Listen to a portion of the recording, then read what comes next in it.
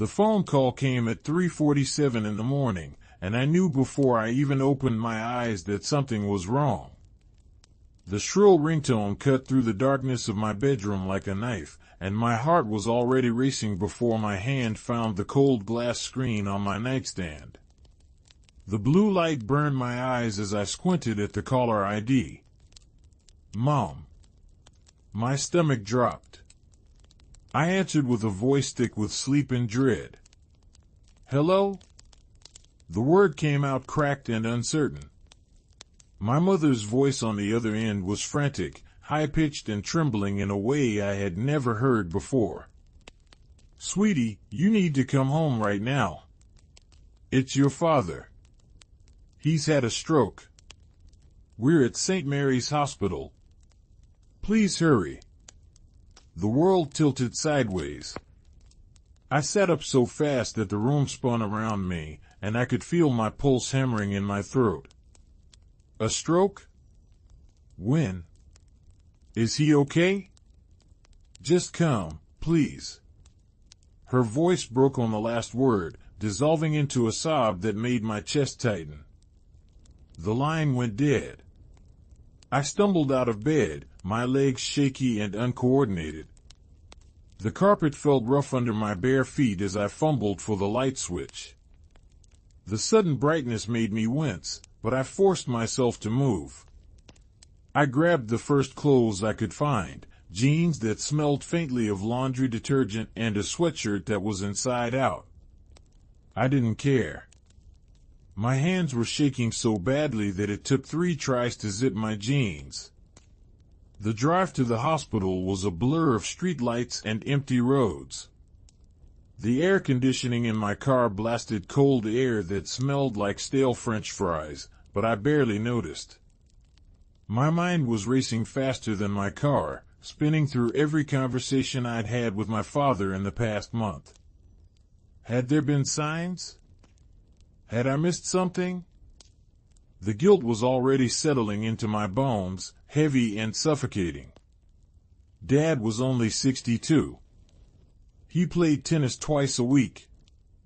He'd just been bragging about his cholesterol numbers at Sunday dinner. How could this happen? The hospital parking lot was nearly empty at this hour, just a few scattered cars under the harsh yellow lights. I parked crooked across 2 spaces and ran toward the emergency entrance. The automatic doors opened with a mechanical whoosh, and I was hit with that unmistakable hospital smell, antiseptic and floor wax mixed with something vaguely medicinal that always made my stomach turn. The fluorescent lights inside were blindingly bright, reflecting off the polished linoleum floors. A tired-looking woman sat behind the reception desk, her face illuminated by the blue glow of her computer screen. I gave her my father's name, and she directed me to the 3rd floor with a sympathetic smile that made everything feel more real and more terrifying.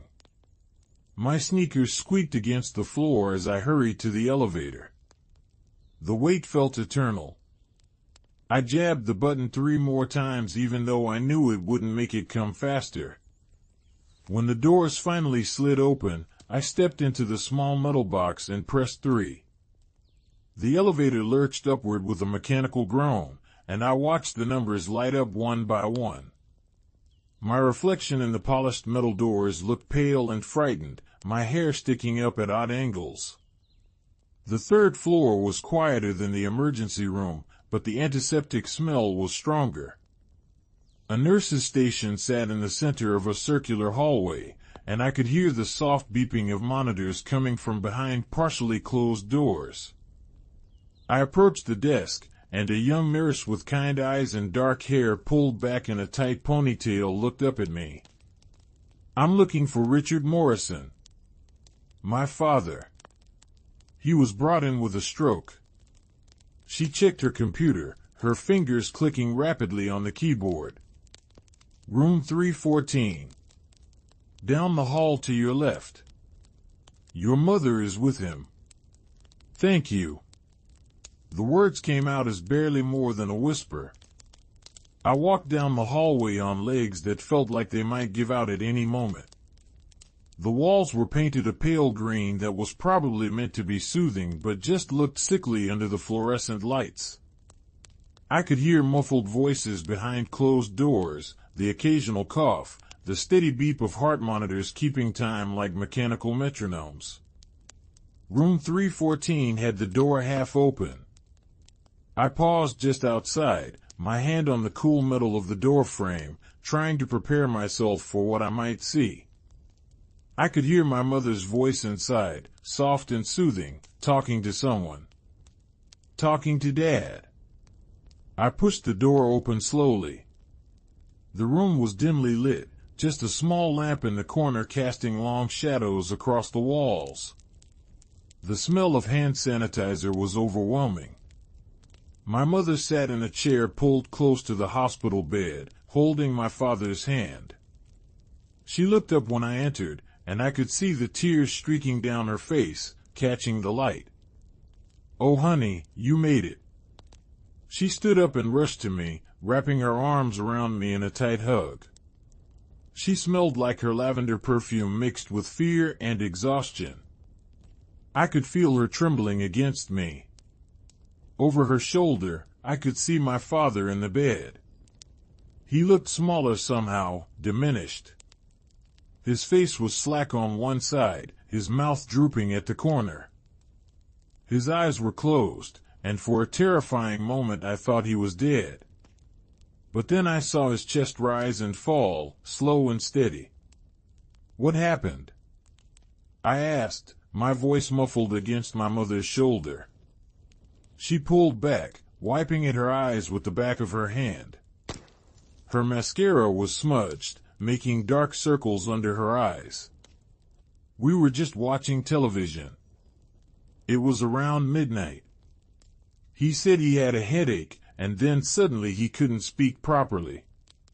His words were all slurred, and the right side of his face just drooped. I called 911 immediately." "Did they say how bad it is?" She shook her head, fresh tears spilling down her cheeks. "They're still running tests. The doctor said the next 24 hours are critical. They gave him some medication to try to break up the clot, but we won't know for a while if there's permanent damage." I moved closer to the bed, my footsteps silent on the linoleum floor. Up close, I could see the foreline running into my father's arm, the clear liquid dripping steadily from the bag hanging beside the bed. His skin looked gray in the dim light, and there was a thin sheen of sweat on his forehead. I reached out and touched his hand. It was warm but limp, and he didn't respond to my touch. "Dad?" I said softly. "It's me. It's Sarah. I'm here." Nothing.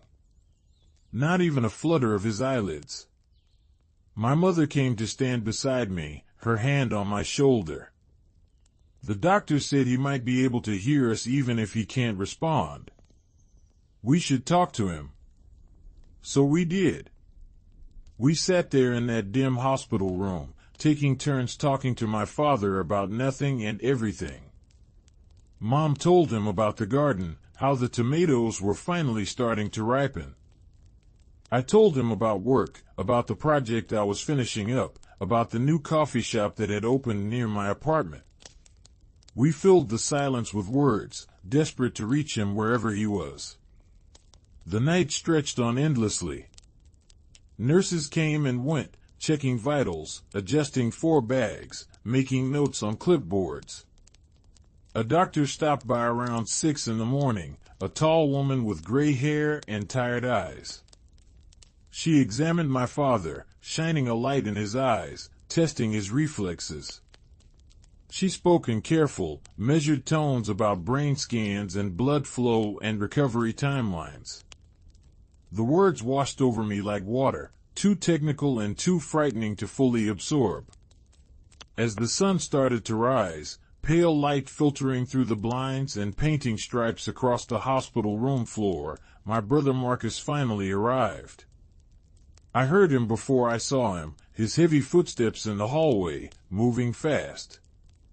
He burst through the door, his face flushed and his eyes wild with panic. "How is he?" Marcus demanded, his voice too loud for the small room.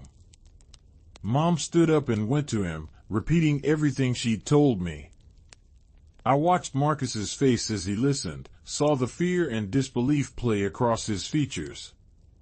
He was 2 years older than me, 34, and he'd always been the strong one, the one who kept it together. But now his hands were shaking as he ran them through his dark hair. "This doesn't make sense," he said, moving to the other side of the bed. He was fine. He was completely fine. We played tennis on Thursday. He beat me in straight sets. "Strokes can happen suddenly," Mom said quietly. "The doctor said it was a blood clot." Marcus leaned over the bed, his face close to Dad's. "Hey, old man. You've got to wake up. You hear me? You've got to fight this." But Dad didn't move. His face remained slack, his breathing steady but shallow. My sister Emily arrived an hour later with her husband Tom and their 2 kids. The hospital room suddenly felt crowded and too warm. Emily's eyes were red and swollen from crying, and she kept pressing a tissue to her nose. Her kids, 7-year-old Jake and 5-year-old Lily, looked confused and scared, clinging to their father's legs. "Can the kids see him?" Emily asked, her voice wavering. Mom nodded. "But let's prepare them first." Emily knelt down in front of her children, her hands on their small shoulders. "Grandpa is very sick right now," she said gently. "He's sleeping, and he has some tubes to help him get better. It might look scary, but the doctors are taking very good care of him." Jake's lower lip trembled. "Is Grandpa going to die?" The question hung in the air like smoke. None of us knew how to answer it. "No, sweetie," Emily said, but her voice cracked. "He's going to fight very hard to get better." They approached the bed slowly, their small hands gripping their mother's. I watched their faces as they looked at their grandfather, saw the fear and confusion in their wide eyes. Lily started to cry, soft hiccuping sobs that broke my heart. The day crawled by in a haze of waiting and worry. We took turns sitting with Dad, talking to him, holding his hand. The hospital brought in extra chairs, and we arranged them around the room like we were setting up for some terrible vigil. The air grew stale and heavy with our collective anxiety. Around noon, Dad's eyes flooded open. We all surged forward, a collective gasp filling the room. His eyes moved slowly, unfocused at first, then gradually finding each of our faces. He tried to speak, but only a garbled sound came out, something between a moan and a word that none of us could understand. "Dad, it's okay," Mom said, squeezing his hand. "Don't try to talk. Just rest. You're in the hospital. You had a stroke, but you're going to be okay." His eyes filled with tears, and I felt my own throat tighten. Seeing my father cry was somehow worse than seeing him unconscious. He'd always been so strong, so in control. This vulnerable, frightened version of him was almost unbearable to witness. The doctor came back, pleased that he was conscious. She did more tests, asking him to squeeze her hand, to follow her finger with his eyes, to try to move his right arm. He could barely lift it, and the effort left him exhausted and frustrated. I could see it in his eyes, the anger and fear mixing together. "The right side of his body has significant weakness," the doctor explained to us in the hallway outside his room. "That's typical with this type of stroke. He'll need extensive physical therapy. His speech will likely improve with time and therapy as well, but it's too early to know the full extent of the damage. But he'll recover? Marcus asked, his arms crossed tightly over his chest. The doctor's expression was carefully neutral. Every stroke is different. Some patients make remarkable recoveries. Others have lasting deficits. We'll know more in the coming weeks. It wasn't the answer any of us wanted to hear. Over the next few days, we fell into a routine. Mom practically moved into the hospital, sleeping in the chair beside Dad's bed, refusing to leave except for quick trips home to shower and change clothes. The rest of us rotated through, bringing food, bringing flowers, bringing desperate cheerfulness that felt hollow and forced. Dad remained mostly silent, his attempts at speech producing only frustrated grunts and garbled syllables. The right side of his face still drooped, giving him a permanent expression of sadness. Physical therapists came twice a day, working with him to try to regain movement in his right arm and leg. I watched through the window once as they helped him try to stand, supporting most of his weight. The look of determination on his face mixed with the obvious pain and frustration made me turn away, unable to watch. Emily brought the kids to visit every other day. They'd gotten used to seeing their grandfather in the hospital bed, though Lily still cried sometimes. Jake had started drawing pictures for him, colorful crayon drawings of their family, of their house, of Grandpa playing tennis. We taped them to the wall beside the bed, a growing gallery of childhood hope.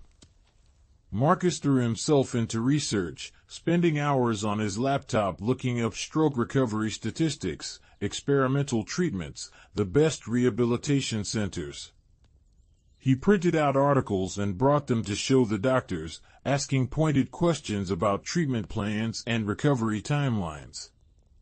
It was his way of coping, of feeling like he had some control over the situation. I found myself just sitting with Dad, holding his hand, talking about memories. "Remember when you taught me to ride a bike?" I said one afternoon, the sunlight streaming through the window and warming my face. I was so scared, and you ran alongside me for what felt like hours. You never let go until I told you I was ready. And even then, you stayed close, just in case. His eyes met mine, and I saw something flicker there. Recognition? Gratitude? It was hard to tell. His good hand squeezed mine weakly. By the end of the first week, they moved him out of the ICU and into a regular room. The doctor called it progress. He was stable, his vital signs good. But he still couldn't speak clearly, still couldn't walk, still needed help with everything from eating to using the bathroom. The loss of dignity was written all over his face every time a nurse came to help him. Mom started to look haggard, her face drawn and pale, dark circles under her eyes that no amount of concealer could hide. We tried to convince her to go home, to rest properly, but she refused. "I can't leave him," she said, her voice fierce despite her exhaustion. "He needs me here." "But you need rest," I argued gently. "You're going to make yourself sick." She just shook her head, her jaw set in that stubborn way I knew so well. I'd seen that same expression on my father's face 1,000 times. It was Marcus who finally noticed something was off. We were all in the room together, a rare moment when the whole family was present. Dad was awake, propped up in bed, his eyes moving from face to face as we talked. Emily was telling a story about Jake's soccer game, her hands animated as she described a goal he'd almost scored. I was watching Dad's face, and I saw his mouth twitch. Not the drooping right side, but the left corner, pulling up slightly. It happened so fast I almost missed it. But then I saw his eyes, and there was something in them that made my stomach clench. A sharpness. an awareness that seemed at odds with his helpless appearance. Marcus saw it too. I caught his eye, and he gave me a slight nod. He'd noticed something. After Emily and Tom left with the kids, and Mom went down to the cafeteria to get coffee, Marcus moved closer to the bed. I stayed by the door, watching. "Dad," Marcus said, his voice casual but his eyes sharp. "Blink twice if you can understand me clearly." Dad blinked once, slowly, his expression unchanged. Marcus wasn't satisfied. He pulled out his phone and typed something, then held it up so Dad could see the screen. I couldn't see what it said from where I stood. Dad's eyes focused on the phone. For a long moment, nothing happened. Then, so quickly I almost missed it, he blinked twice. Marcus's jaw tightened. He typed something else, showed Dad the screen again. This time, Dad's eyes widened slightly before he closed them, keeping them shut. "What are you doing?" I asked, moving closer. Marcus turned to me, his face unreadable. "Testing a theory." He looked back at Dad, whose eyes were still closed. "I think we need to talk. Privately." We stepped out into the hallway, and Marcus pulled me into an empty waiting room. The space smelled like old coffee and anxiety, with worn chairs arranged around a small table covered in outdated magazines. "What's going on?" I demanded. Marcus ran his hand through his hair, a gesture of frustration I'd seen a million times. "I think something's wrong. Not medically wrong. Something else." "What do you mean?" He paced to the window, looking out at the parking lot below. His reflection in the glass looked troubled. "I've been watching him. Really watching him. And some things aren't adding up." "Like what?" "Like the way his eyes track everything. Like the way he responds to some things but not others. Like that little smile I saw him try to hide when Emily was talking about Tom's promotion." "Maybe he's just getting better," I suggested, but even as I said it, doubt was creeping in. Marcus shook his head. I showed him 2 messages on my phone. The first one said, "Blink twice if you can understand complex sentences." He blinked twice. The second one said, "Keep your eyes closed if you're faking this." My heart stopped. "What?" He kept his eyes closed, Sarah. For a full 10 seconds. Then he opened them slowly, like he was just waking up. That doesn't mean anything. Maybe he was just tired. Maybe it was a coincidence. Maybe. Marcus turned to face me, his expression grim. Or maybe Dad is faking this stroke. The words hung in the air between us, so absurd and so terrible that I couldn't process them at first. That's insane. Why would anyone fake a stroke? Do you know how serious this is? How much Mom has been suffering? I don't know why. But I'm going to find out. We stood there in that waiting room, the fluorescent lights humming overhead, and I felt the ground shifting beneath my feet. The possibility that Marcus was suggesting was too horrible to contemplate. But once the seed was planted, I couldn't stop thinking about it. Over the next 2 days, I found myself watching Dad differently. Looking for signs, for inconsistencies. And once I started looking, I began to see them. The way his right hand, supposedly paralyzed, seemed to grip the bed rail when he thought no one was looking. The way his face, slack and drooping on one side, seemed to have more mobility when he was alone and didn't know I was watching through the door. The way his eyes followed conversations with perfect clarity, understanding everything, even though he pretended confusion when asked direct questions. I felt sick. Physically, nauseously sick. Because if Marcus was right, if Dad was faking this, then everything we'd been through was a lie.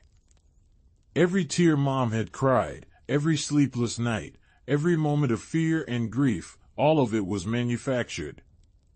Manipulated. But why? That was the question that kept me up at night, staring at my ceiling, my mind racing. What could possibly motivate someone to put their family through this kind of hell? Marcus and I decided we needed proof before we said anything to Mom or Emily. We couldn't accuse Dad of something this serious without being absolutely certain.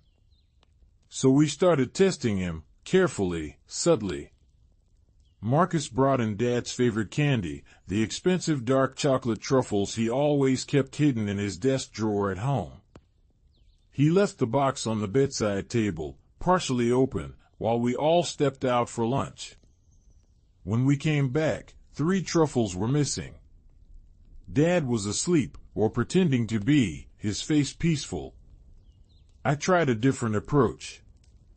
I started talking about Dad's will, loudly, in the hallway outside his room.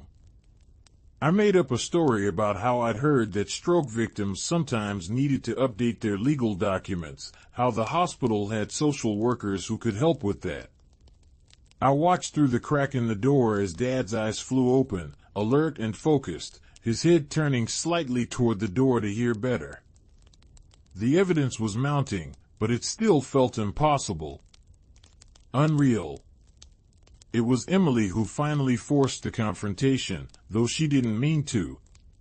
She came to visit on a Tuesday afternoon, her face blotchy from crying. Tom and I are separating, she announced to the room, her voice breaking. He's been having an affair. I just found out. Mom gasped, immediately going to Emily and wrapping her in a hug. Oh honey, I'm so sorry. I watched Dad's face. For just a moment, less than a second, I saw satisfaction flash across his features. His mouth twitched up on the left side, not quite a smile but close. And his eyes, they gleamed with something that looked almost like triumph. That was when I knew for certain. Marcus saw it too. Our eyes met across the room, and I saw my own horror reflected back at me. We waited until Emily and Mom left the room, both of them going down to the hospital chapel. Emily wanted to pray, to find some comfort in the midst of her crumbling marriage. As soon as they were gone, Marcus closed the door and locked it. The click of the lock seemed unnaturally loud in the quiet room. Dad's eyes opened, tracking Marcus as he moved to stand at the foot of the bed. I positioned myself by the door, my arms crossed, my heart pounding so hard I could feel it in my throat. Okay, Dad, Marcus said, his voice hard. We know. Dad's face remained slack, his eyes unfocused. He made a sound, a garbled attempt at speech that might have been a question. Cut the act, Marcus continued. We've been watching you. We've seen the inconsistencies. We know you're faking this stroke. For a long moment, nothing happened. The only sound was the steady beep of the heart monitor and the distant sounds of the hospital beyond the door. I held my breath, waiting. Then, slowly, Dad's face changed. The drooping right side lifted, the muscles engaging normally. His mouth straightened into a thin line. His eyes sharpened, focusing on Marcus with an intensity that made me take a step back. It was like watching a mask fall away, revealing the real person underneath. When he spoke, his voice was perfectly clear, no slurring, no difficulty. Took you long enough to figure it out. The casual tone, the complete normalcy of his speech after days of garbled sounds and frustrated silence, hit me like a physical blow. My legs felt weak, and I had to lean against the door for support. Why? The word came out of me as barely more than a whisper. Why would you do this? Dad sat up straighter in the bed, reaching up with his right hand, the supposedly paralyzed hand, to adjust his pillow. The movement was smooth and coordinated. You wouldn't understand. Try us, Marcus said, his voice shaking with barely controlled anger. Try explaining why you've put Mom through hell. Why you've traumatized your grandchildren. Why you've made us all think you were dying. Dad's expression hardened. Your mother needed a wake-up call. A wake-up call? I repeated, my voice rising. You faked a stroke as a wake-up call? She was going to leave me, Dad said flatly. I found the papers. Divorce papers, hidden in her desk drawer. She'd already talked to a lawyer. The room spun. Mom was going to divorce Dad? I'd had no idea. They'd seemed fine, happy even. Sunday dinners, holding hands during movies, finishing each other's sentences after 40 years of marriage. So you decided to fake a medical emergency? Marcus's hands were clenched into fists at his sides. That's your solution? Manipulation and lies? It worked, didn't it? Dad's voice was cold, matter of fact. She's not going anywhere now. She can't leave a man who just had a stroke. She'd look like a monster. The calculation in his voice, the complete lack of remorse, made my stomach turn. You're the monster, I said, my voice shaking. Do you have any idea what you've done? Mom has barely slept in 2 weeks. She's been crying herself sick. We've all been terrified. Dad shrugged, actually shrugged, like we were discussing something trivial. She'll get over it. And she'll stay. That's what matters. What about Emily? Marcus demanded. Did you know about Tom's affair? Dad's expression shifted, something almost like pride crossing his face. I suspected. I hired a private investigator 3 months ago. I've known for sure for 6 weeks. And you didn't tell her? You let her stay in that marriage, not knowing? I was waiting for the right moment. Dad's voice was calm, rational, like he was explaining a business strategy. Emily's marriage falling apart now, while I'm sick, means she'll need to move back home. She'll need help with the kids. Your mother will be too busy taking care of all of us to think about leaving. I felt like I was going to be sick.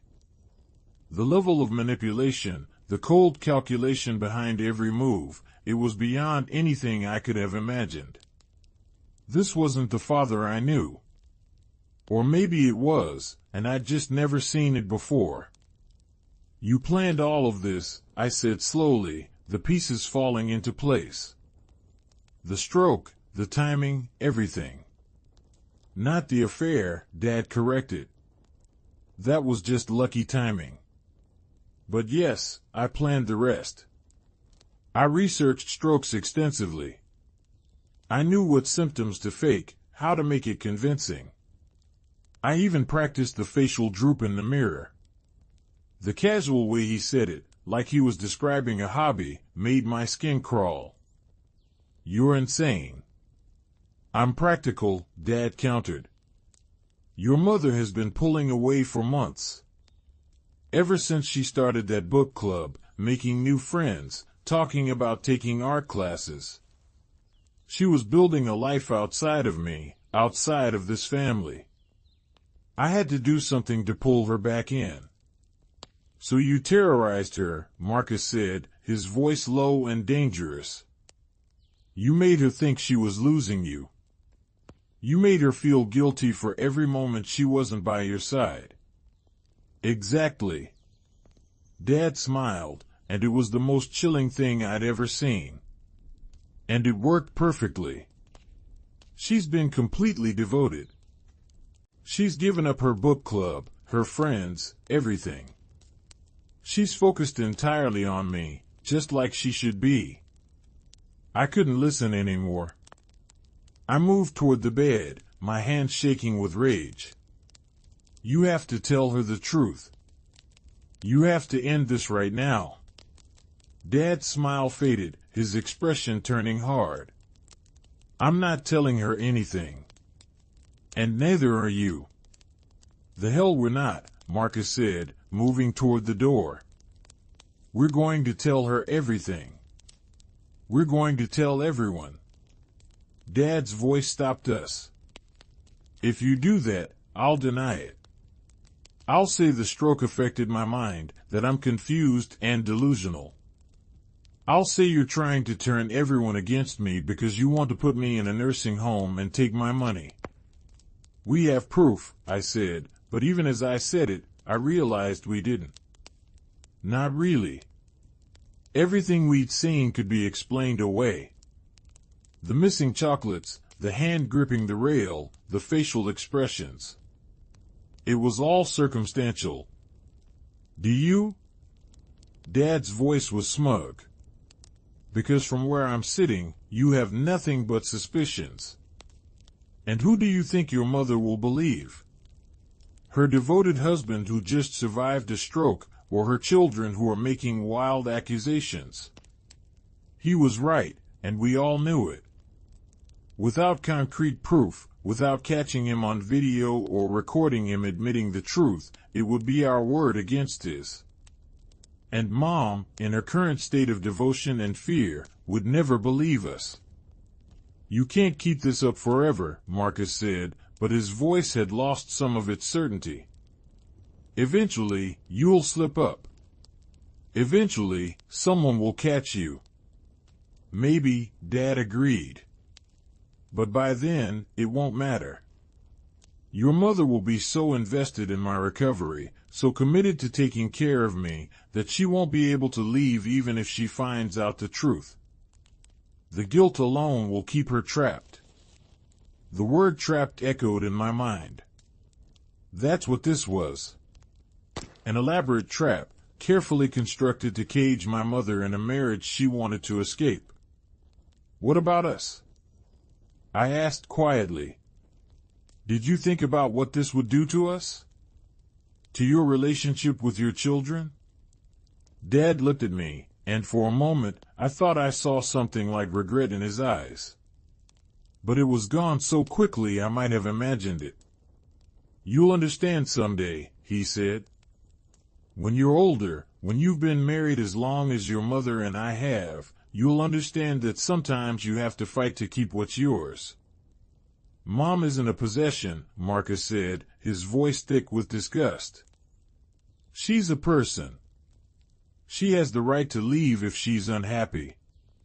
She made vows, Dad said sharply. For better or worse, in sickness and in health. She doesn't get to just walk away because she's bored or because she wants to find herself or whatever nonsense her book club friends put in her head. So you made yourself sick, I said. You created the sickness part of the vow to trap her. I created a situation where she could remember what's important, Dad corrected. Family. Commitment. Loyalty. The door handle rattled, and we all froze. Mom's voice came from the other side. Why is the door locked? Marcus and I looked at Dad. His face had already shifted back, the right side drooping, his eyes going unfocused.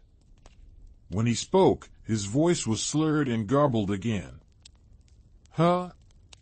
What? The transformation was instant and perfect. If I hadn't just seen him speaking normally, moving normally, I would never have believed he was faking. Marcus unlocked the door, and Mom came in, her face concerned. Is everything okay? Why was the door locked?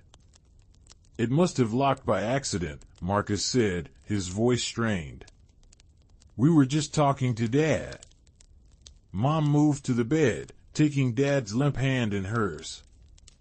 Her face was soft with concern and love, and it made me want to scream. "How are you feeling, honey? Are you in pain?" Dad made a sound, something between a moan and a word, and shook his head slightly. Mom smiled, a tired, tender smile, and brushed his hair back from his forehead. "You're doing so well," she said softly. "The doctor says you might be able to start more intensive therapy soon. We're going to get through this together." I had to leave. I couldn't stand there and watch this performance, knowing the truth, unable to say anything. I mumbled something about needing air and fled the room, Marcus right behind me. We ended up in the stairwell, the concrete walls echoing with our harsh breathing. I sank down onto the steps, my head in my hands. "What do we do?" I asked. "We can't just let him get away with this." Marcus sat down beside me, his shoulder pressing against mine. "I don't know. We need proof. Real, undeniable proof." "How?" "He's too careful. He's thought of everything." We sat there in silence, the weight of what we knew pressing down on us. Somewhere above us, a door opened and closed. Footsteps echoed down the stairwell, fading away. "We could set up a camera," Marcus said finally. "Hide it in the room, catch him moving around when he thinks he's alone." The hospital would never allow that. And if Dad found it, he'd just destroy the footage and claim we were harassing him. Then we need to make him confess again. Record it this time. He'll never fall for that. He knows we're suspicious now. He'll be even more careful. Marcus stood up, pacing the small landing. "There has to be a way. We can't let him do this to Mom. To all of us." But as the days passed, we couldn't find that way. Dad was meticulous in his performance. He never slipped, never gave anyone else reason to doubt his condition. The doctors were pleased with his progress, noting small improvements in his mobility and speech that Dad carefully doled out to make his recovery seem realistic. Mom was exhausted but hopeful, talking about the rehabilitation center they'd be transferring Dad to, about the modifications they'd need to make to the house, about how she'd take a leave of absence from her part-time job at the library to care for him full-time. Every word was another link in the chain Dad was forging around her. Emily moved back home with the kids 2 weeks after Dad's fake stroke. Her divorce from Tom was messy and painful, and she needed support. Mom welcomed her with open arms, immediately taking on the role of caretaker for both her husband and her daughter. She looked grayer every day, the stress aging her in real time. I tried to talk to Emily about Dad, to hint that something wasn't right, but she was too wrapped up in her own pain to hear me. And how could I tell her? How could I say that Dad had known about Tom's affair and kept it secret, had waited for the perfect moment to use it as part of his manipulation? She'd never believe me. She'd think I was trying to make her crisis about me. Marcus and I met for coffee one morning, both of us looking as exhausted as we felt. The coffee shop was busy, filled with the sounds of steaming milk and grinding beans, conversations overlapping into a dull roar. We sat in the back corner, our voices low. "I've been thinking," Marcus said, stirring sugar into his coffee with mechanical precision. "Maybe we're wrong. Maybe we want to be wrong so badly that we're seeing things that aren't there." "You don't believe that?" He looked up at me, his eyes red-rimmed. "No. But it would be easier if I did." "I know. We can't prove it, Sarah. We've tried everything we can think of, and we can't prove it. Maybe we just have to accept that." Accept that Dad is manipulating Mom? That he's trapped her in a lie? What choice do we have? Marcus's voice was bitter. If we tell Mom without proof, we'll just hurt her more. She'll think we're trying to sabotage her marriage. We'll lose her trust, and Dad will still win. He was right, and I hated it. We were trapped too, in our own way. Trapped by our knowledge, unable to act on it, forced to watch the manipulation play out. Dad was transferred to a rehabilitation center 3 weeks after his fake stroke. It was a nice facility, all pale wood and soothing colors, with wide windows that let in lots of natural light. The smell was better than the hospital, less antiseptic, more like a hotel. Mom had a cot set up in his room so she could stay with him. The physical therapists worked with Dad daily, helping him relearn to walk, to use his right arm, to speak clearly. He played his part perfectly, showing frustration at his limitations, determination to improve, gratitude for their help. I watched one session through the window, saw him struggle to lift a small weight with his right hand, his face contorted with effort. The therapist praised his progress, and Dad smiled, that lopsided smile that was part of his act. But I'd seen him that morning, early, when he thought everyone was asleep. I'd come to visit before work, arriving just as the sun was rising.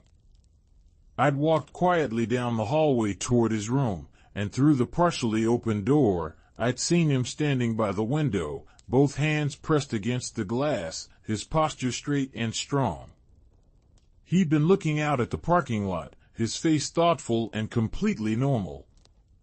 When he'd heard my footsteps, he'd moved so fast, dropping back into the wheelchair, arranging his face into its drooping mask. By the time I'd entered the room, he was the picture of a stroke victim, weak and struggling. Our eyes had met, and I'd seen the challenge there. The dare. He knew that I knew, and he knew I couldn't do anything about it. The weeks turned into months. Dad's fake recovery progressed at a carefully calculated pace. He graduated from the wheelchair to a walker, from the walker to a cane. His speech improved, though he maintained a slight slur that made him seem vulnerable and in need of care. He came home to a house that had been modified for his needs, with grab bars in the bathroom and a ramp at the front door. Mom waited on him constantly. She helped him dress, prepared special meals for his supposed dietary restrictions, drove him to therapy appointments 3 times a week. She'd given up everything, her job, her friends, her book club, her art classes. Her entire world had shrunk to the size of their house and Dad's needs. Emily and the kids were still living there too. The house was crowded and tense. Jake had started having nightmares, and Lily had become clingy and anxious. Emily was seeing a therapist to deal with her divorce, but she was struggling. The weight of everything was crushing her, and Mom was too busy with Dad to provide the support Emily needed. I visited as often as I could, but every visit was torture. Watching Dad play his role, seeing Mom's devotion, knowing the truth and being unable to speak it, it was eating me alive. I started having trouble sleeping, lying awake at night replaying conversations, looking for some angle we'd missed, some way to expose the truth. Marcus was struggling too. He'd become obsessed with finding proof, spending hours online researching, reaching out to private investigators, even consulting with lawyers about what would constitute evidence of fraud. But everything came back to the same problem. Without a recording of Dad admitting the truth, without catching him on video acting normally, we had nothing that would stand up to scrutiny. It was at Sunday dinner, 4 months after the fake stroke, that things finally came to a head. We were all gathered around the dining room table, the same table where we'd shared thousands of meals over the years. Mom had cooked Dad's favorite pot roast, and the smell filled the house, rich and savory. But the atmosphere was strained, the conversation forced. Dad sat at the head of the table, as always, his cane hooked over the back of his chair. He was eating slowly, his right hand still showing a slight tremor that I knew was fake. Mom sat beside him, cutting his meat into smaller pieces even though I'd seen him use a knife perfectly well when he thought no one was watching. Emily was quiet, pushing food around her plate. The kids were bickering, their voices rising until Emily snapped at them to be quiet. The sharp tone made Lily's eyes fill with tears. "It's okay, sweetheart," Mom said gently to Lily. "Your mom is just tired." "We're all tired," Emily said, her voice tight. "I'm sorry. I just need a break." "Why don't you go lie down after dinner?" Mom suggested. "I'll watch the kids." "You're already doing too much," Emily protested. "You're taking care of Dad, and us, and the house. It's too much." "I'm fine," Mom insisted, but she didn't look fine. She looked exhausted, worn down to nothing. "Maybe we should look into getting some help," I suggested carefully. "A home health aide, someone who could come in a few times a week to help with Dad's care." "We don't need that," Dad said, his words slightly slurred. "Your mother and I are managing just fine." "But Mom needs a break," Marcus said, his voice harder than necessary. "She can't keep doing everything herself." "I said we're fine," Dad repeated, his tone brooking no argument. The table fell silent. The tension was thick enough to cut. Jake and Lily had stopped eating, their eyes wide as they looked from face to face. "Actually," Marcus said, setting down his fork with a deliberate clink, "I don't think you are fine. I think this whole situation is unhealthy." "Marcus," Mom said, a warning in her voice. "No, Mom. Someone needs to say it. You're killing yourself taking care of Dad. You've given up everything." "And for what?" "For my husband," Mom said, her voice rising. "For the man I've been married to for 40 years. For the father of my children. That's what for." "But what if he doesn't need as much care as you think?" Marcus pressed. "What if his condition isn't as bad as it seems?" Dad's hand tightened on his fork, just for a second. I saw it, and I knew Marcus had seen it too. "What are you trying to say?" Mom demanded, her face flushing. "Your father had a stroke. You were there.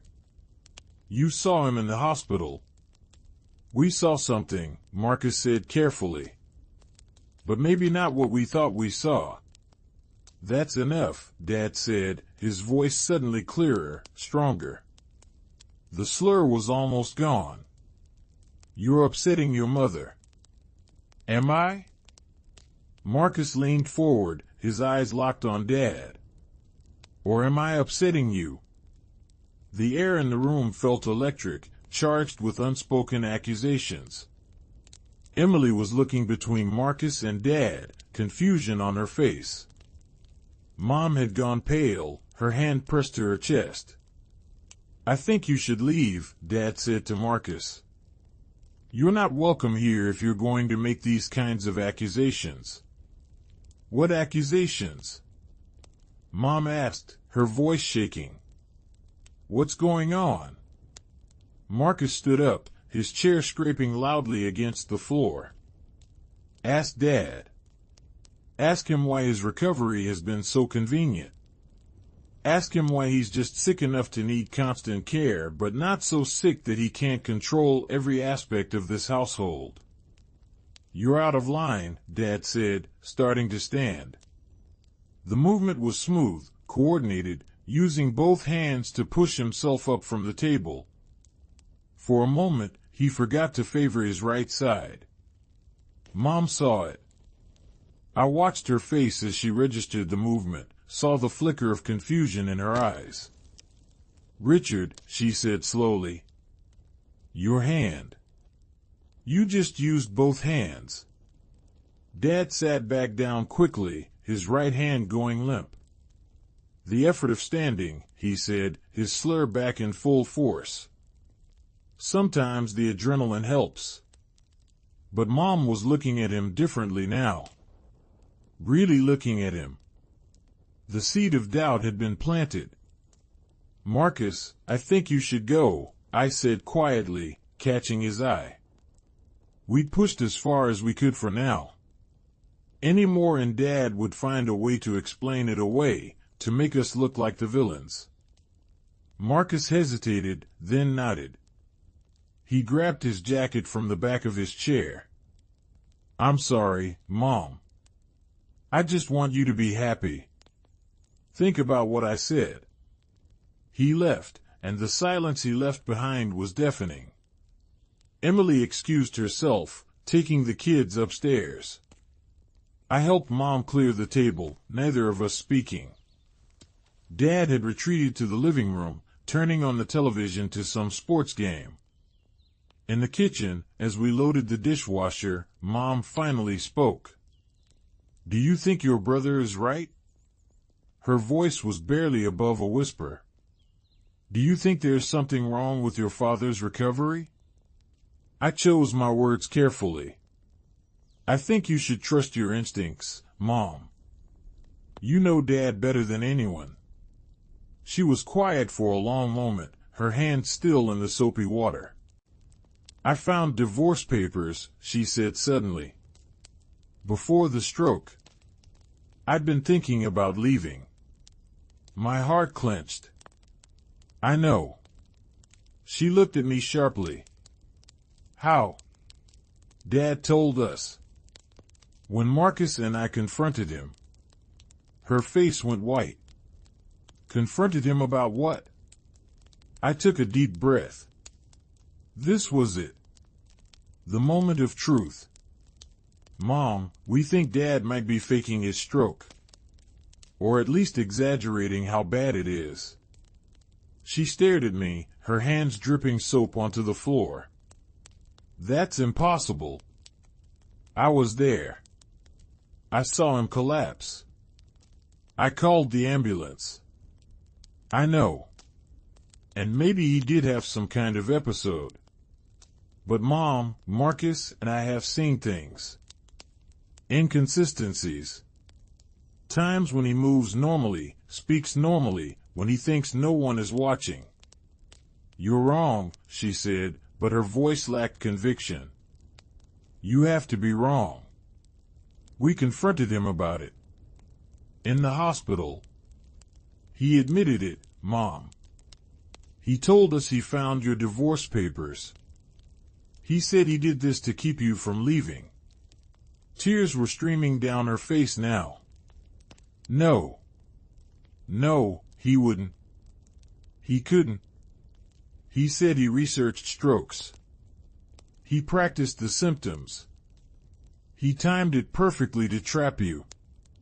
Mom sank into a chair, her whole body shaking. "Why didn't you tell me? Why did you wait all this time?"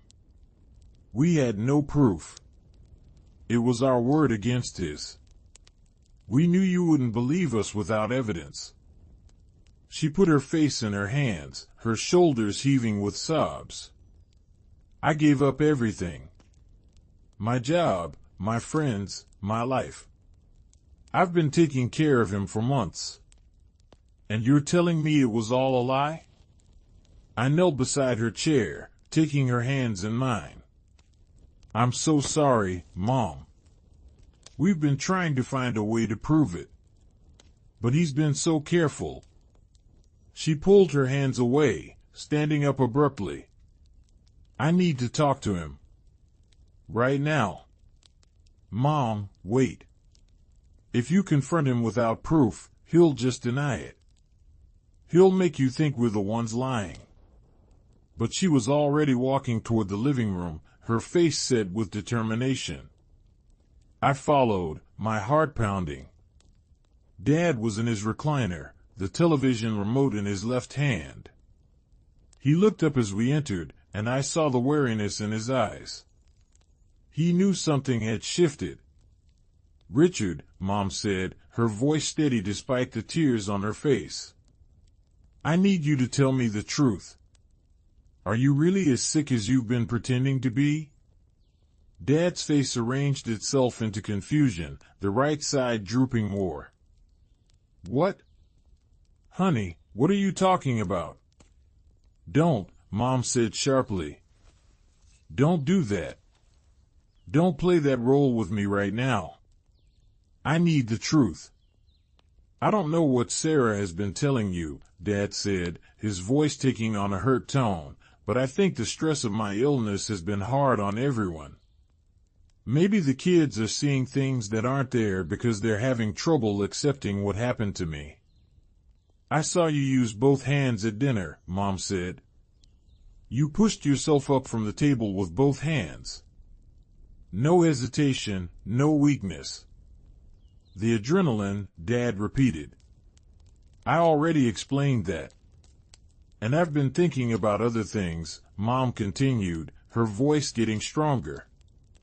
"Times when I've come into a room and you've been standing, or reaching for something with your right hand, and then you see me and suddenly you're weak again. I thought I was imagining it. I thought I was going crazy. But I wasn't, was I?" Dad's expression was hardening. "You're listening to our children instead of trusting your own husband. After everything we've been through together. After everything you've put me through, you mean," Mom said. "Sarah told me what you said. About finding the divorce papers. About doing this to keep me from leaving." "They're lying," Dad said flatly. "They're trying to break us up. Maybe they want to put me in a home, take control of my money. Have you thought about that?" "Stand up," Mom said suddenly. "What?" "Stand up. Right now. Use both hands. Walk across the room without your cane." "I can't," Dad said, his voice taking on a pleading quality. "You know I can't. The stroke damaged my motor control." "Then you won't mind if I call your doctor right now and ask him to come do an evaluation? An unscheduled one. Right now, tonight." Dad's jaw tightened. "That's ridiculous. It's Sunday evening. You can't just call a doctor to make a house call. Then tomorrow. First thing in the morning. We'll go to the hospital and have them run every test again. MRI, CT scan, everything. If you're really still impaired, the tests will show it." The silence stretched out. I could hear the television in the background, some announcer's voice calling a play. The clock on the mantel ticked steadily. Dad's eyes moved from Mom to me and back again. "Fine," he said finally. His voice was different. Clearer. The slur was completely gone. "You want the truth? I'll give you the truth." He stood up, both hands pushing off the armrests of the chair. He straightened to his full height, rolled his shoulders back. His face was completely normal, both sides moving in perfect symmetry. He took 3 steps toward Mom, his gait steady and strong, no trace of the limp he'd been affecting for months. Mom gasped, actually gasped, her hand flying to her mouth. "I did fake it," Dad said, his voice calm and matter-of-fact. "Not the initial episode. I did have some kind of event that night, maybe a small stroke or a TIA. But it was minor. The doctor said I'd make a full recovery. So I decided to make it seem worse than it was." "Why?" Mom's voice was barely audible. Why would you do that to me? Because you were leaving me, Dad said, his voice rising. I found your papers. I saw the emails to your lawyer. You were going to throw away 40 years of marriage because you were bored. Because you wanted to find yourself or some other midlife crisis nonsense. I was unhappy, Mom said, tears streaming down her face. I've been unhappy for years. You're controlling, Richard. You criticize everything I do. You make me feel small and worthless. I couldn't live like that anymore. So your solution was to abandon our family? To break up our home? My solution was to save myself, Mom said, her voice stronger now. And you couldn't stand that. You couldn't stand the idea of me having a life outside of you. So you created a situation where I couldn't leave without looking like a monster. It worked, didn't it? Dad's voice was cold. You stayed. You took care of me. You remembered what was important. What's important? Mom's voice was rising, anger replacing the shock. What's important is that you lied to me. You lied to our children. You traumatized our grandchildren. You made Emily's life even harder when she was already going through hell. And for what? To keep me trapped in a marriage I don't want? You made vows, Dad said. For better or worse. In sickness and in health. And you made those same vows, Mom shot back. To love and cherish. To honor. You've done none of those things.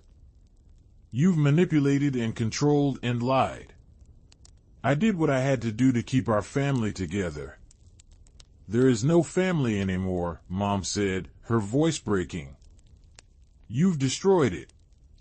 You've destroyed any trust, any love, any respect I had left for you. It's gone, Richard. All of it. Dad's face was red now, his hands clenched into fists. So what are you going to do? Leave? Everyone will think you're abandoning a sick man. Your friends, your family, everyone will judge you. Let them, Mom said. I don't care anymore. I'd rather be judged by strangers than live one more day in this lie. She turned and walked out of the room, her footsteps heavy on the stairs. I heard her bedroom door close, the lock click into place. Dad turned to me, his face twisted with anger. This is your fault. You and Marcus. You couldn't just leave well enough alone. You're blaming us? I couldn't believe what I was hearing. You're the one who lied. You're the one who manipulated everyone. We just told the truth. The truth, Dad spat. The truth is that I love your mother. Everything I did because I love her and I didn't want to lose her. That's not love, I said quietly. Love doesn't manipulate. Love doesn't trap. Love doesn't lie. What you did, Dad, that was about control. About ownership. Not love. You don't understand, Dad said, but his voice had lost some of its certainty. When you've been married as long as we have, when you've built a life together, you do whatever it takes to protect it. Even if it means destroying the person you claim to love? He didn't answer. He just stood there, looking suddenly old and tired and lost. The mask was completely gone now, and what was left was just a man who'd gambled everything on a lie and lost.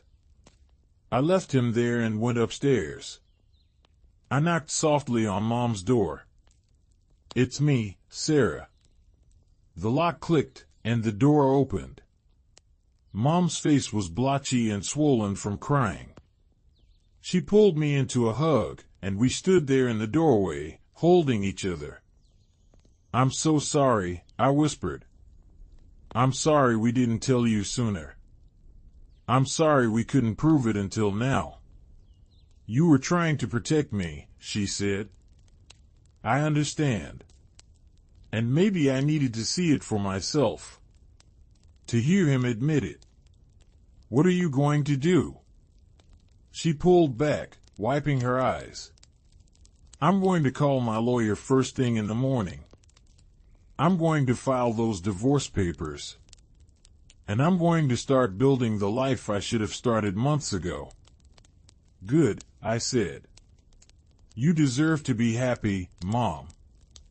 You deserve so much better than this. She nodded, fresh tears spilling down her cheeks. I wasted so much time. So much energy. Taking care of someone who was perfectly capable of taking care of himself. It's not wasted if you learn from it, I said. And now you're free. Really free. We talked for hours that night, sitting on her bed like I used to do when I was a kid and had a problem I needed to talk through. She told me about the years of small criticisms, the way Dad had slowly isolated her from her friends, the way he'd made her feel like she couldn't do anything right. She told me about the relief she'd felt when she'd finally decided to leave, and the crushing guilt when he'd had the stroke. I thought it was punishment, she said. I thought God was punishing me for wanting to leave. I thought I was a terrible person for even thinking about divorce when my husband was so sick. You're not terrible, I assured her. You're human. And you were being manipulated by someone who knew exactly which buttons to push. The next morning, the house was tense and quiet. Emily had heard everything from upstairs, and she came down looking shell-shocked. Mom told her the whole story over coffee, and I watched Emily's face cycle through disbelief, anger, and finally a kind of grim understanding. He knew about Tom, Emily said flatly. He knew about the affair and he didn't tell me. Mom nodded. I'm so sorry, honey. He used your pain as part of his manipulation. Emily's hands tightened around her coffee mug. I've been feeling so guilty. Guilty for burdening you when you were dealing with Dad's stroke. Guilty for not being strong enough to handle things on my own. And the whole time, it was all fake. He was fine. We were all manipulated, I said. That's what he does. That's what he's always done, we just never saw it so clearly before. Mom called her lawyer that morning, sitting at the kitchen table with her phone pressed to her ear, her voice steady and determined. Dad stayed in the bedroom, the door closed. I could hear him moving around in there, the floorboards creaking under his feet. Feet that worked perfectly fine, that had always worked fine. Marcus came over around noon, and Mom told him everything. He looked relieved and angry at the same time, his jaw tight as he listened. I'm sorry I didn't believe you sooner, Mom said to him. I should have trusted you. You were in an impossible situation, Marcus said. He made sure of that. The divorce proceedings were ugly. Dad fought it every step of the way, trying to claim that he was still impaired, that he needed Mom's care. But Mom's lawyer was sharp, and she demanded medical evaluations. The doctors confirmed what we already knew. There was no lasting damage from the initial event. Dad was perfectly healthy, perfectly capable. The story got out, of course. In a town like ours, secrets don't stay secret for long. People talked. Some were sympathetic to Mom, understanding that she'd been the victim of an elaborate manipulation. Others were judgmental, saying she should have stood by her husband regardless, that marriage vows meant something. Mom held her head high through all of it. She moved into a small apartment downtown, a sunny one-bedroom with hardwood floors and big windows. She rejoined her book club, started taking those art classes she'd always wanted to take. I watched her slowly come back to life, like a plant that had been kept in the dark finally getting sunlight. Emily and the kids stayed in the house for a few more months while her divorce was finalized, but eventually she found her own place. She was doing better too, seeing a therapist, building a life as a single mom. The kids were resilient, bouncing back faster than any of us expected. Dad ended up alone in the house that had once been full of family. Marcus and I still talk to him occasionally, brief, stilted conversations that never went below the surface. He never apologized. Never admitted that what he'd done was wrong. He maintained that he'd been trying to save his marriage, that we were all overreacting. I think the worst part was realizing that the father I thought I knew had never really existed. The kind, supportive dad who taught me to ride a bike and helped me with my homework, he'd been real in those moments. But underneath, there had always been this need for control, this willingness to manipulate to get what he wanted. I'd just never seen it directed at me before. Mom's divorce was finalized 6 months after that Sunday dinner confrontation. She threw a small party to celebrate, just close friends and family. We gathered in her new apartment, drinking wine and eating cheese and crackers, and for the first time in years, I saw Mom truly smile. Not the tired, strained smile she'd worn while taking care of Dad, but a real, genuine smile that reached her eyes. She gave a little speech, her wine glass raised. To new beginnings, she said. To freedom. To learning that it's never too late to choose yourself. We all raised our glasses and drank to that. It's been 2 years now since Dad's fake stroke. Mom is thriving. She's dating someone, a kind man named Robert who treats her with respect and genuine affection. She's painting, creating beautiful watercolors that she sells at local art fairs. She looks younger, lighter, like a weight has been lifted off her shoulders. Emily is doing well too. Her divorce is behind her, and she's found her footing as a single parent. The kids are happy and healthy, spending weekends with their dad but living primarily with Emily. She's even started dating again, cautiously, but with hope. Marcus and I have grown closer through all of this. We talk regularly, processing what happened, trying to understand how we missed the signs for so long. We've both been in therapy, working through the complicated feelings of loving someone who hurt us and our family so deeply. Dad is still alone. He sold the house, too big and too full of memories, and moved into a condo. We see him occasionally, awkward lunches where we make small talk and avoid the elephant in the room. He's aged noticeably, the stress and isolation taking their toll. Sometimes I feel sorry for him, this man who destroyed his own family in his desperate attempt to keep it together. But mostly, I feel grateful. Grateful that the truth came out. Grateful that Mom found the strength to leave. Grateful that we all survived and came out stronger on the other side. The experience taught me something important about love and family. Real love doesn't manipulate or control. Real love doesn't trap or deceive.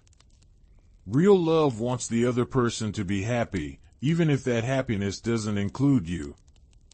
Real love is built on trust and honesty and respect. Dad's version of love was possessive and selfish. He loved Mom the way someone loves a possession, something to be kept and controlled.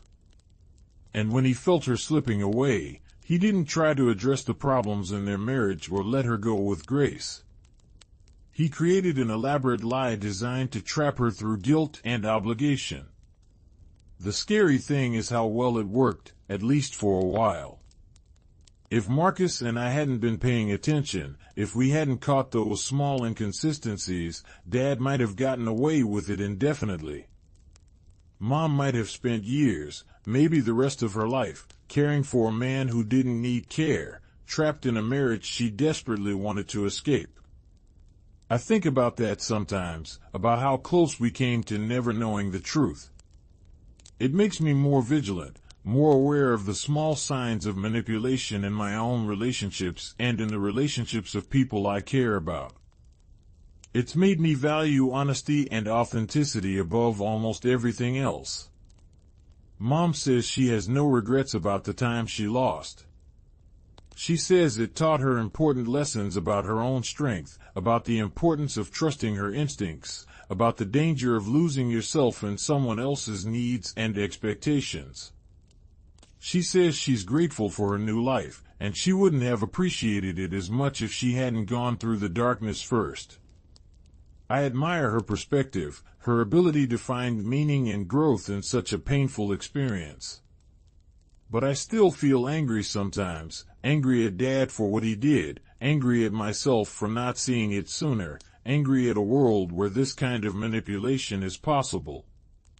The story made local news eventually. A reporter got wind of it and wrote an article about emotional manipulation and elder abuse, though Dad was hardly elderly at 62.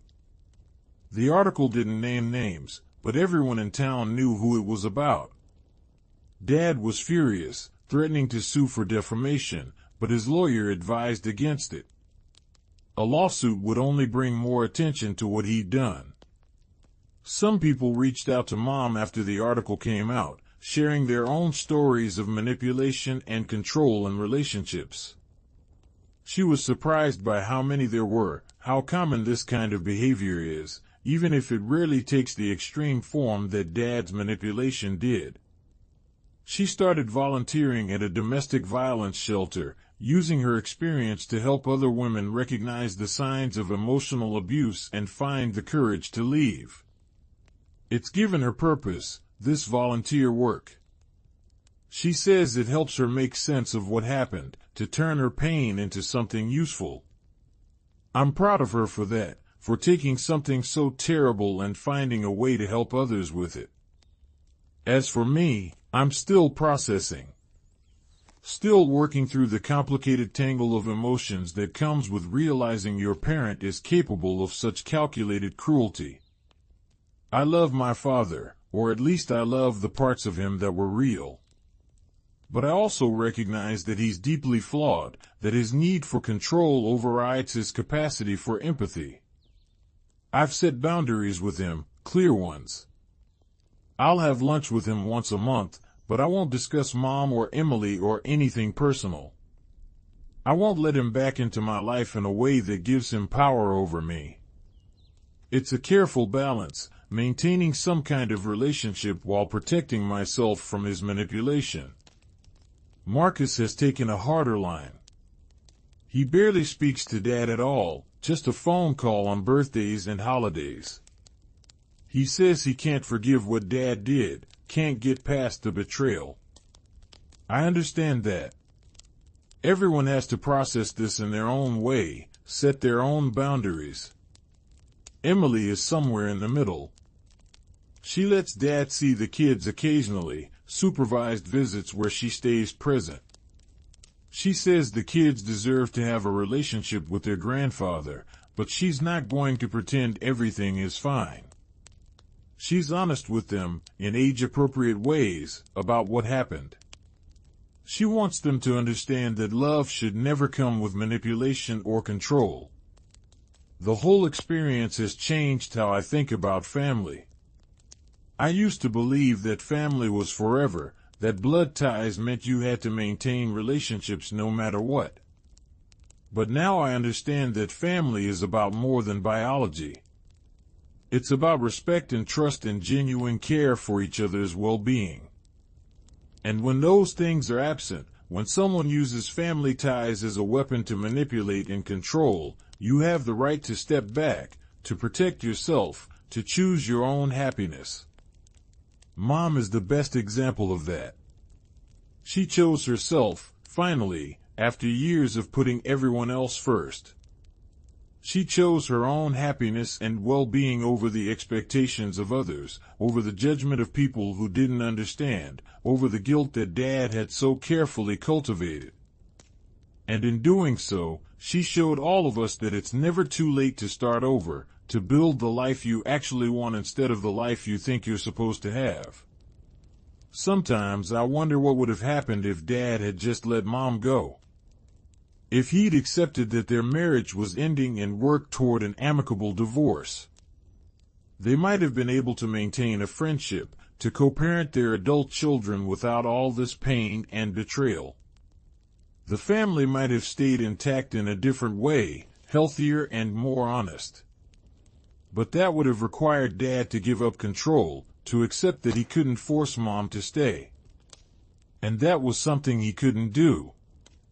His need to control was stronger than his love, stronger than his integrity, stronger than his concern for the pain he was causing. In the end, he lost everything he was trying to keep. He lost his wife, lost the respect of his children, lost his grandchildren's trust. He's alone now, isolated by his own actions.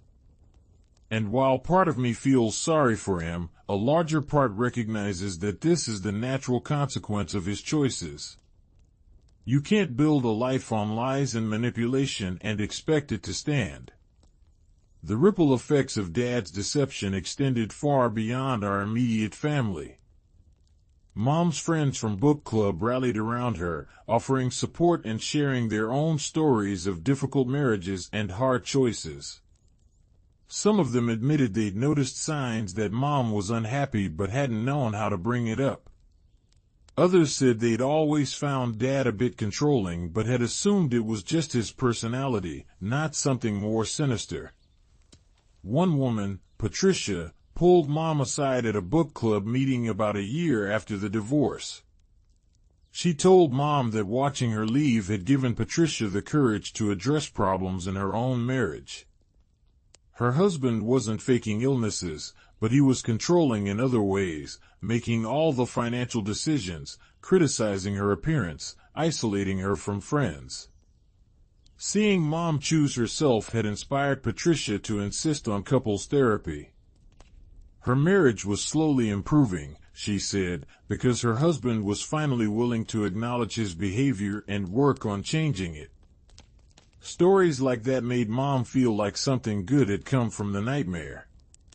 She'd become an inadvertent role model for women who were struggling in their own relationships, showing them that it was possible to leave, to start over, to choose happiness even when it seemed impossible. But there were also people who judged her harshly.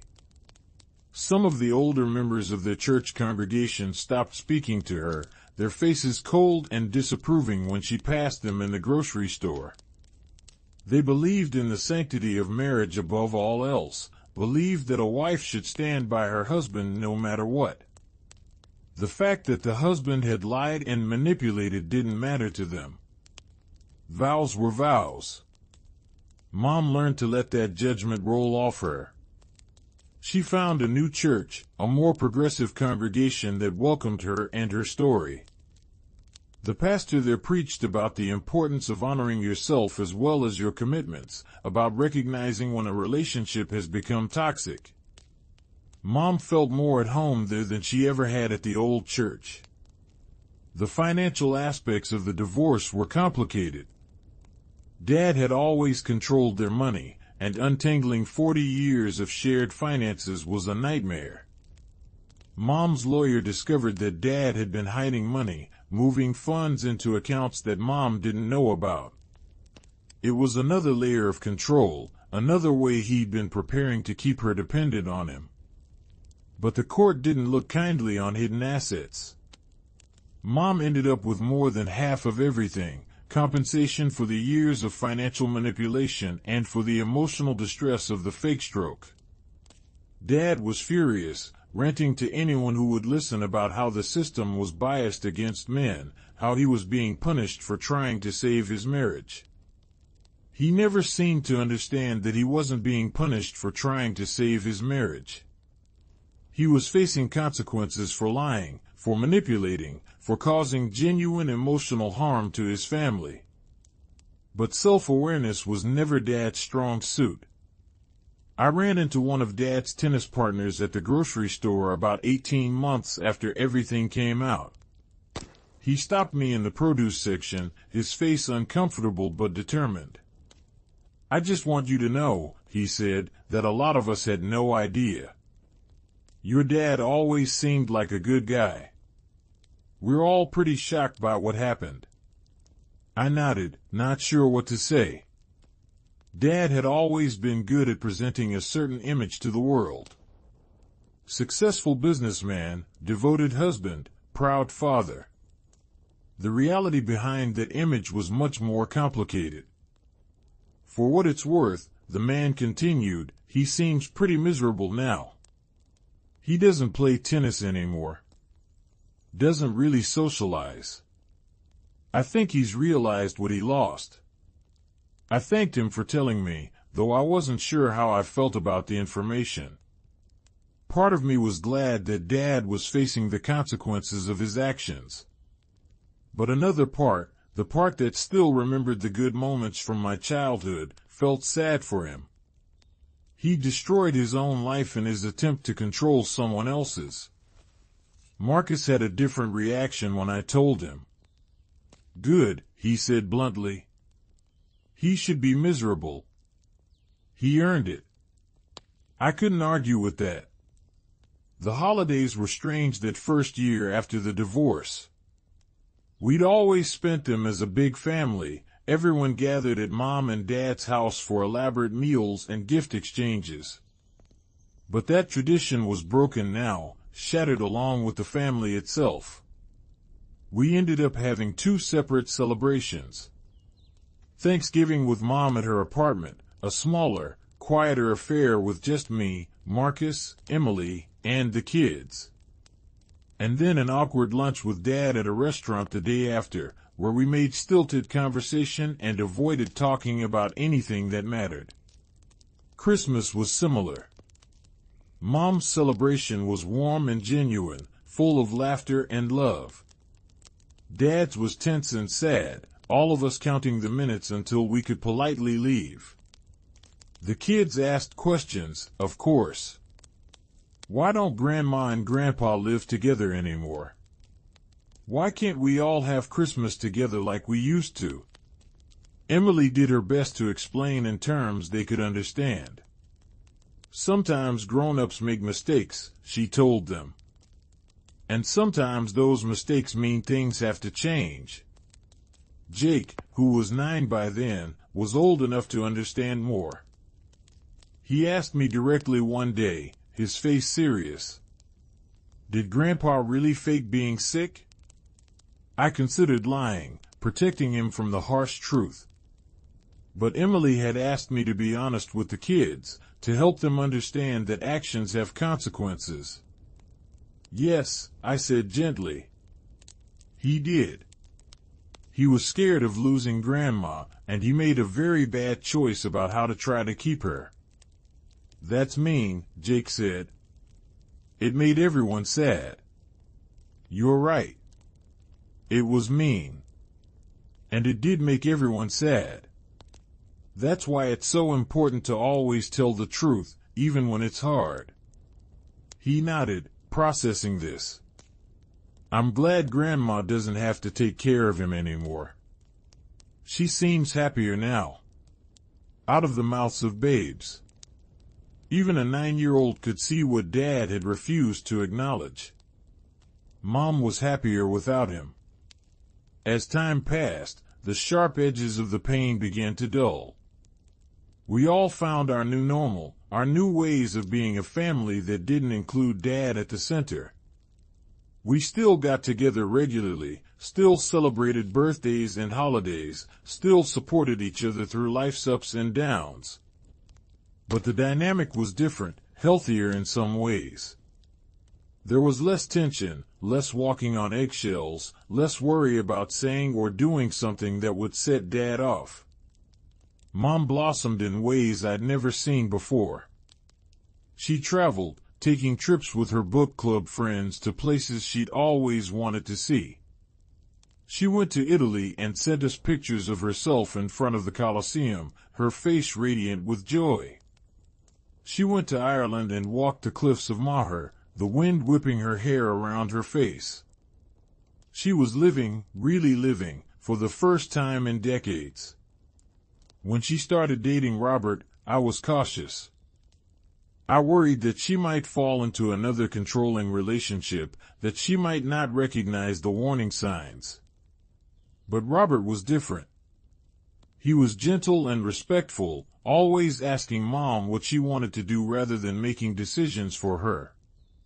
He encouraged her art, came to her shows, bragged about her talent to anyone who would listen. He made her laugh, really laugh, in a way I hadn't heard in years. I met him for coffee one day, just the two of us. I wanted to take his measure, to make sure he was good enough for my mother. "I know what you're doing," he said with a kind smile. "You're vetting me. Making sure I'm not going to hurt your mom. Can you blame me?" I asked. "After what she's been through?" "Not at all. If my daughter were in your position, I'd want her to do the same thing." He stirred his coffee, his expression thoughtful.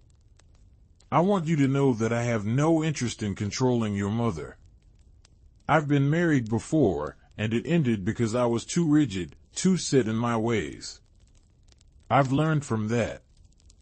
I know that a good relationship is about partnership, not ownership." I liked him. I didn't want to make it easy for anyone to get close to Mom again. But I liked him despite myself. "Mom deserves to be happy," I said. "She deserves someone who treats her well." "I agree. And I'm going to do my best to be that person. But if I ever fall short, if I ever do anything that makes her uncomfortable or unhappy, I want you to tell me. I want to be held accountable." That sealed it for me. Anyone willing to be held accountable, willing to admit they might make mistakes, was already miles ahead of Dad. Emily met someone too, eventually. A divorced dad she met at one of Jake's soccer games. They bonded over the challenges of single parenthood, over the difficulty of co-parenting with exes who didn't always make things easy. He was kind to her kids, patient with their adjustment to having a new person in their mom's life. Emily took things slow, protecting herself and her children, but she was happy. Cautiously, carefully happy. Marcus remained single, throwing himself into his work and his hobbies. He said he needed time to process everything, to figure out what he wanted in a relationship now that he understood how toxic they could become. I worried about him sometimes, worried that Dad's betrayal had damaged his ability to trust. But he seemed content, building a life that felt authentic to him. As for me, I found myself examining my own relationships more carefully. I'd been dating someone casually when everything with Dad happened, and I realized as I watched the drama unfold that my relationship had some concerning patterns. My boyfriend made a lot of decisions without consulting me, got irritated when I made plans with friends, wanted to know where I was all the time. Nothing as extreme as what Dad had done, but echoes of that same need for control. I ended it. He was shocked, said I was overreacting, that he was just showing he cared. But I'd learned to recognize the difference between caring and controlling. I'd learned to value my independence, my autonomy, my right to make my own choices. It took me a while to start dating again after that. I was gun-shy, seeing red flags everywhere, questioning everyone's motives. But eventually I met someone who respected my boundaries, who encouraged my independence, who understood that love should add to your life, not consume it. We took things slow, building trust gradually, and it felt healthy in a way my previous relationships never had. The second anniversary of Dad's fake stroke came and went without much fanfare. It was just another day, really, though I found myself thinking about that 3:47 a.m. phone call, about the fear and confusion of that night. It felt like a lifetime ago, like it had happened to a different person. In some ways, it had. I was different now. We all were. We'd been through fire and come out changed, scarred but stronger. We'd learned hard lessons about trust and manipulation, about the importance of honoring yourself, about the difference between love and control. Mom hosted a dinner party that weekend, nothing to do with the anniversary, just a gathering of the people she loved. Her apartment was full of laughter and conversation, the smell of her famous lasagna filling the air. Robert was there, helping in the kitchen, making everyone laugh with his terrible jokes. Emily and her boyfriend were there with the kids. Marcus came with a date, a woman he'd been seeing for a few months and seemed genuinely excited about. I brought my partner, nervous about introducing him to the family but hopeful. We gathered around Mom's table, passing dishes and pouring wine, and I looked at the faces around me. These were my people, my family, rebuilt and redefined. We'd been broken, but we'd healed. Not perfectly, not without scars, but we'd healed. Dad wasn't there, of course. He was alone in his condo, probably watching television, maybe thinking about what he'd lost. I felt a pang of sadness for him, but it was distant, muted. He'd made his choices, and we'd made ours. Mom raised her glass, her eyes bright with happiness. To family, she said. To the people who love us for who we are, not who they want us to be. We all raised our glasses and drank to that. And in that moment, surrounded by love and laughter and genuine connection, I felt grateful. Grateful for the truth, painful as it had been. Grateful for the courage it had taken for all of us to face that truth and act on it. Grateful for the new life we'd all built from the ashes of the old one. The story of Dad's fake stroke would always be part of our family history. It would always be a painful chapter, a reminder of how wrong things can go when control and manipulation masquerade as love. But it wasn't the end of our story. It was a turning point, a catalyst for change, a hard lesson that ultimately made us all stronger and more authentic. Years continued to pass, and the wounds continued to heal. Mom's art career took off in ways none of us expected. A gallery in the city picked up her work, and she had her first solo show 3 years after the divorce. The opening was packed with people, friends and strangers alike, all admiring the vibrant watercolors that seemed to capture light and emotion in equal measure. I stood in that gallery, watching Mom talk to potential buyers, her face animated and confident, and I marveled at the transformation. This was a woman who'd been told for years that her art was just a hobby, that it wasn't important, that she should focus on more practical things. Dad had never taken her painting seriously, had rolled his eyes when she talked about taking classes or entering shows. But here she was, a successful artist, her work hanging on gallery walls, people willing to pay real money for the pieces she created. She'd found her voice, her passion, her purpose. And she'd done it all after leaving the marriage that had been suffocating her. Robert was there, of course, beaming with pride, telling everyone who would listen about Mom's talent. He helped her set up a studio in the spare bedroom of the house they'd bought together, a cozy craftsman with big windows and a garden where Mom could grow the flowers she loved to paint. They'd gotten married in a small ceremony the year before, just family and close friends, on a beach at sunset. It was everything her first wedding hadn't been, joyful and authentic and full of love. Emily had been Mom's maid of honor, and she'd cried through the entire ceremony. Happy tears, she'd assured us later. She was just so glad to see Mom happy, to see her with someone who truly valued her. Emily's own life had stabilized beautifully. She'd married her boyfriend in a backyard ceremony, the kids serving as flower girl and ring bearer. Her ex-husband Tom had actually behaved himself at the wedding, civil and appropriate, focused on making the day good for his children. He'd remarried too, and his new wife was kind to Jake and Lily, which was all Emily really cared about. The kids were thriving. Jake was in middle school now, playing soccer and learning guitar. Lily was in elementary school, already showing signs of inheriting her grandmother's artistic talent. They saw Dad occasionally, brief visits that they tolerated more than enjoyed. They were polite to him, but there was a distance there, a wariness. They'd learned young that people aren't always what they seem, that even family members can hurt you. It was a hard lesson for children to learn, but Emily and her husband were helping them process it in healthy ways.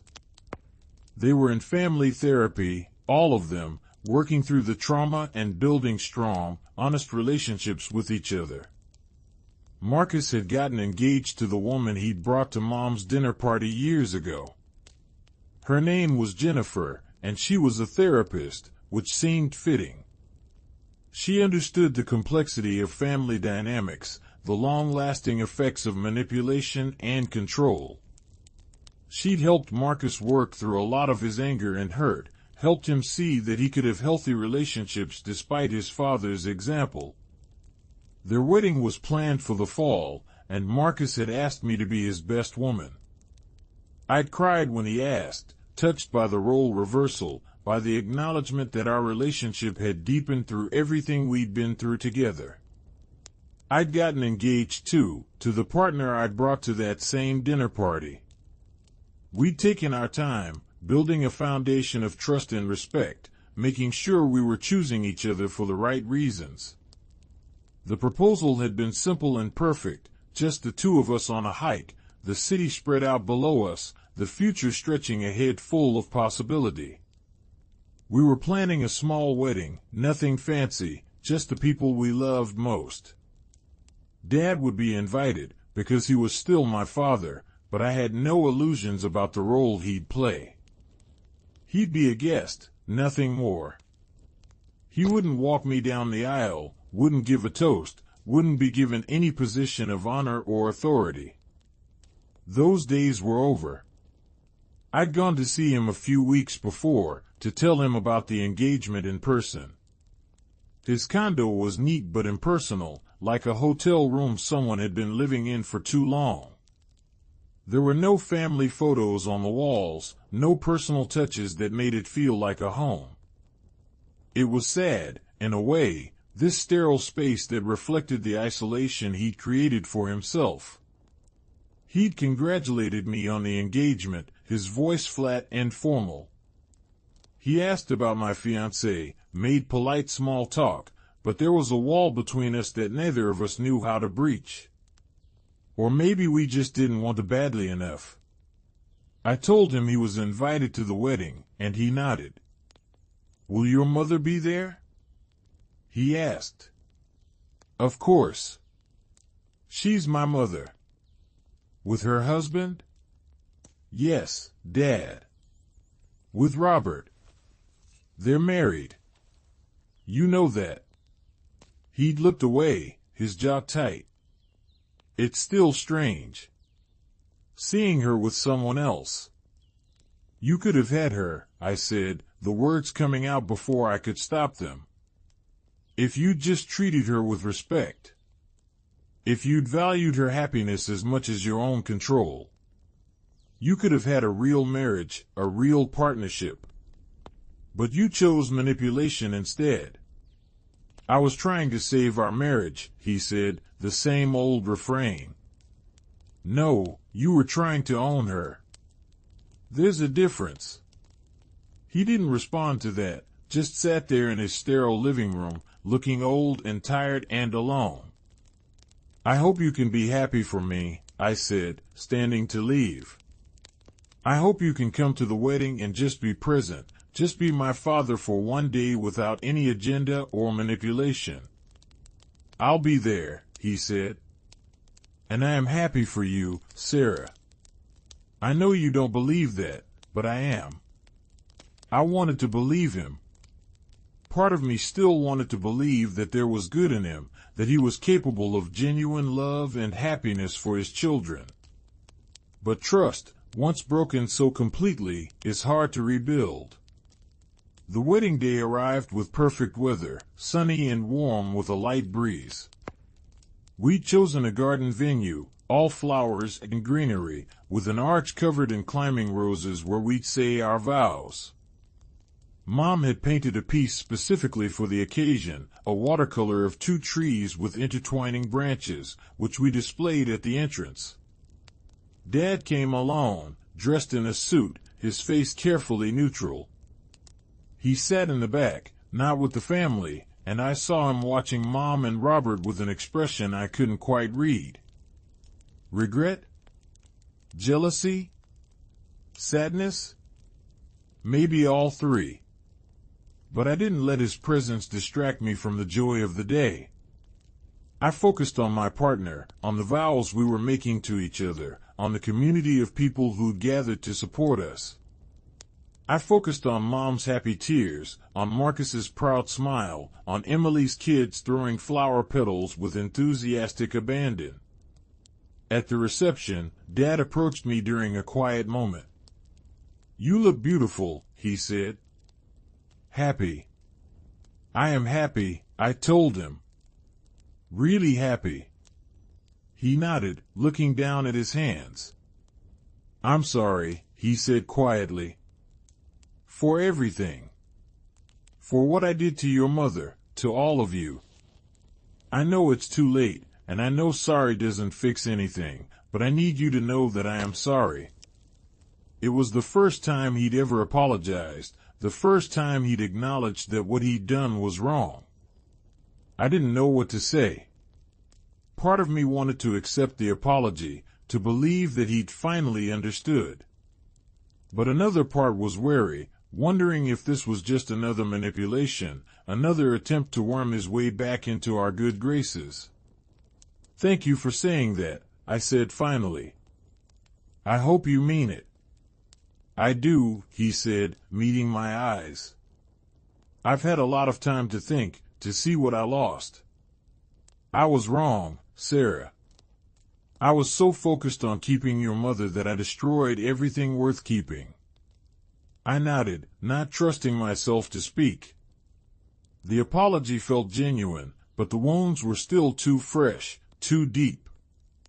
"I don't expect forgiveness," he continued. "I know I don't deserve it. But I wanted you to know, on your wedding day, that I'm proud of you.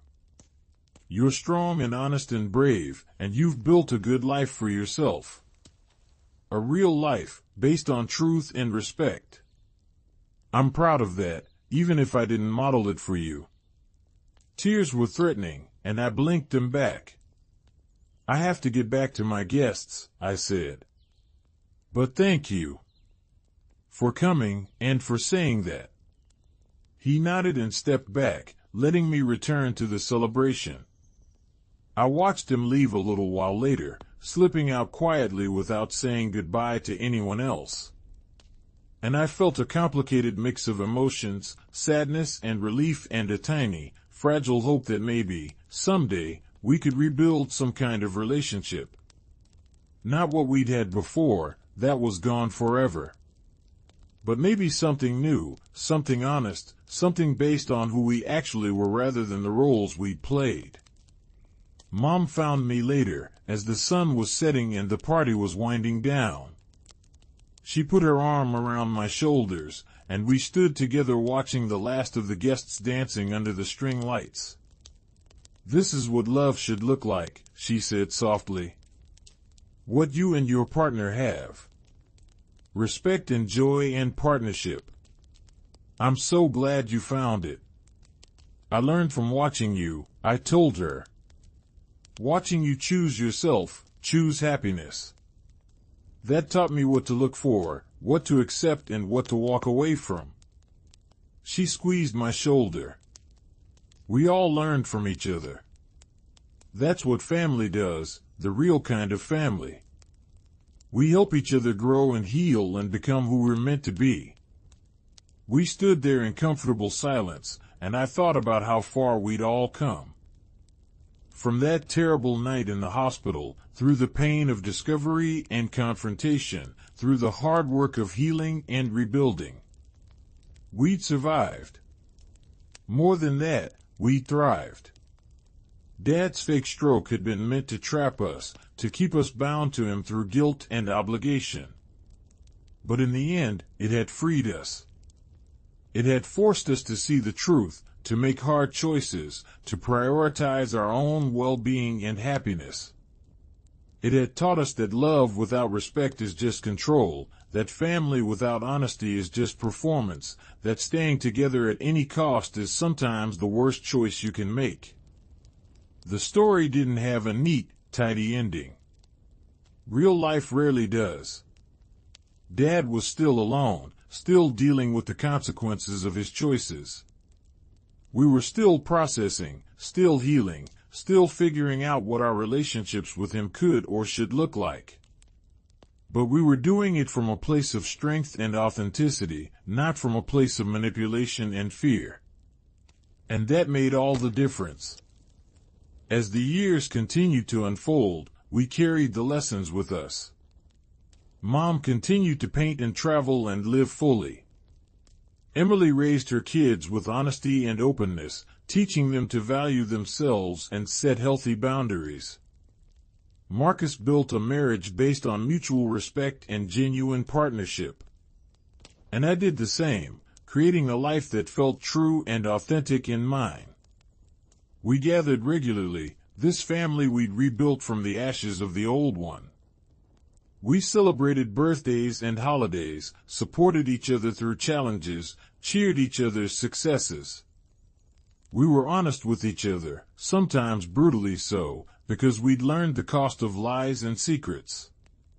And sometimes, in quiet moments, I thought about Dad. About the man he could have been if he'd chosen differently. About the family we could have had if he'd valued connection over control. It was a loss, a real one, and I let myself grieve it. But I also celebrated what we'd gained. The freedom to be ourselves. The courage to choose happiness.